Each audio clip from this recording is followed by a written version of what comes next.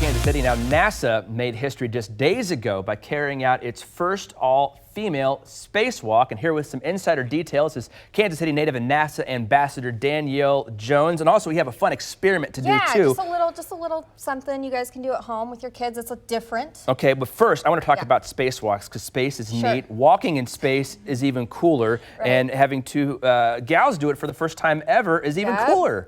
What were they doing out there? We've got Christine Cook and we've got Jessica Meir, and we also have the first female director of that mission, Stephanie Miller, I believe is her name, who's a veteran astronaut. So what they were doing, what you're looking at, they're fixing a power supply issue on the space station. And this is just, I mean, it's super significant because it's been 35 years since we had the first female astronaut, and we haven't had two females do a spacewalk like this. And you know, obviously it's super important for little girls to be able to see this.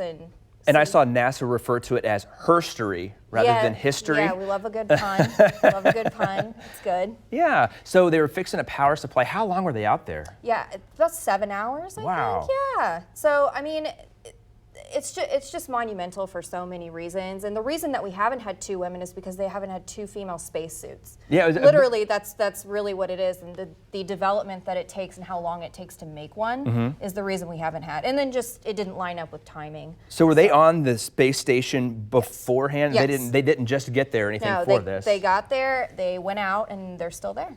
Okay. So yeah, and you can go online, nasa.gov, and they stream live, and you can. And then one question before what's the difference between a men's spacesuit and a women's spacesuit? Women's is smaller, and it's just physiologically it's different. Okay. Yeah. We won't get into the details there, but let's get to our experiment here. We're talking about pH and pH balances, I assume, right? Is this like high school chemistry?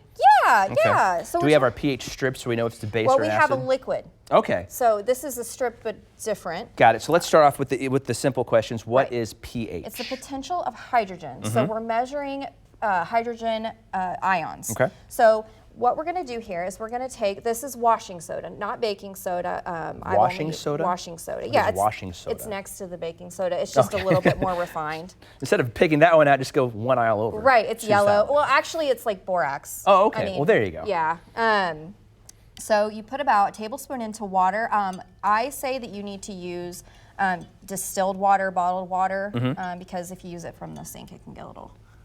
Well, it's got a lot of extra added stuff out of the sink, it'll mess with the pH experiment. So then we add these pH indicator drops. You can get these on Amazon online for like $8. Okay. And they're fun to play with if you like doing stuff with your kids. Whoa! So it turns pink because it's, like I said, it's measuring the level of the pH, and this is basic.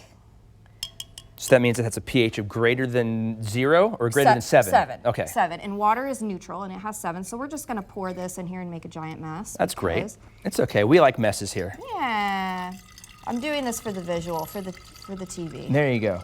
So obviously it's not going to hurt you or anything. You're catching it in your bare hands here. So it's safe at home for. You don't need goggles. You can put it in your sink. Okay. So then this is cleaning vinegar, just a little more acidic than regular vinegar, so you can use it. So we're going to pour it in and see if we can get it back clear. Yep. So we're going to try to lower the pH balance back to 7. Exactly. And yeah, it fizzes a little bit, so I try to put it in a higher thing, but it goes back clear, and it's a really cool experiment you can do with your kids. It's not going to harm their skin or do anything else, and it's magic. It looks magic. Very cool. Now, can you test other chemicals in there if you wanted to like just try around the house? Now, obviously, you need to be careful about what chemicals you're getting into. Right. But if you wanted to test like your pH balance of just something different. That's why having this is so fun. I mean, especially we've got snow days coming up with your kids, and if you want to sit and have them test the pH of different stuff, getting kids kind of involved, hands-on with science is so important. And real quick before we let you go, as your role as a NASA ambassador, what does that mean for you here in Kansas City? I mean, we're a little far from the Space Coast. Right. So basically, I'm just a representative of everything NASA's doing. I spend a lot of time in teleconferences with engineers, people working on Mars 2020, Mars rover, and I'm just kind of their mouthpiece here in Kansas City because they can't be everywhere. Yeah. So you'll catch me at schools, you'll catch me online doing videos soon, and here. Well, I'd love to come back or have you come back and check out the Mars rover. I need to find out more about that. I've got so much stuff for you guys. Yeah. Beautiful. Let's do it. Well, Danielle, thank you for your debut here on Better Kansas City. Appreciate it.